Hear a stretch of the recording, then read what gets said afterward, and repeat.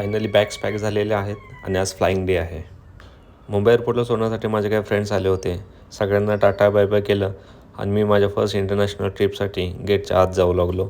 Actually mix feelings होत्या. Excitement तर होतीच, प्लस नर्वसनेस पण होता. आतमध्ये गेल्या गेल्या हे कबूतर दिसले आणि असं वाटलं मी पण या कबुतरांसारखा उंच झेप घेण्यासाठी चाललो आहे.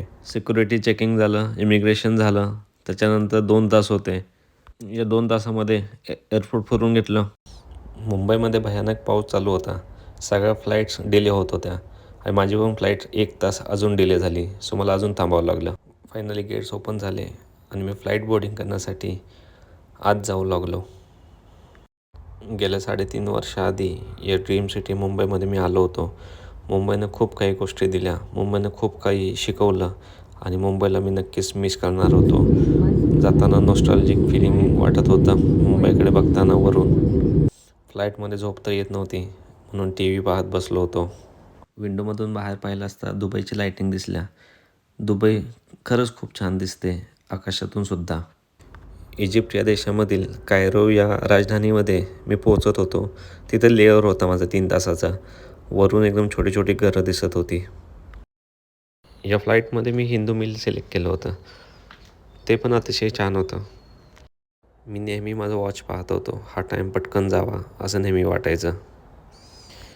आता मी लंडन या सिटीवरून जातो आहे. ज्या इंग्रजांनी आपल्या 150 वर्ष राज्य केलं तोच आहे इंग्लंड देश. जाताना मला इथं रॉकेट पण दिसलं. दुसरं एक फ्लाईट जात आहे. टेम्परेचर कमी झाल्यामुळं आईस साचला आहे खिडकीमध्ये. फायनली आयरिश सी दिसू लागला आणि काउंटडाऊन चालू झाला. आता थोड्याच वेळामध्ये डब्लिनमध्ये पोहोचणार असेल मी. या स्क्रीनमध्ये सगळ्या इन्फॉर्मेशन दिसत होत्या. किती वेळ लागेल, कुठे पोचलो. पायलटने सीट बेल्टचा सिग्नल दिला आणि 9,000 किलोमीटर दूर असलेल्या आयर्लंड या देशामध्ये, डब्लिन या राजधानीमध्ये मी आता लँड होणार आहे. नवीन देश, नवीन कल्चर, नवे लोक, नवीन एन्व्हायरमेंट, सगळ्या गोष्टी नवीन असतील. आता जस्ट लँड होतो डब्लिनमध्ये आणि श्वेता एअरपोर्टला वाटच बघत असेल. So very excited to meet her.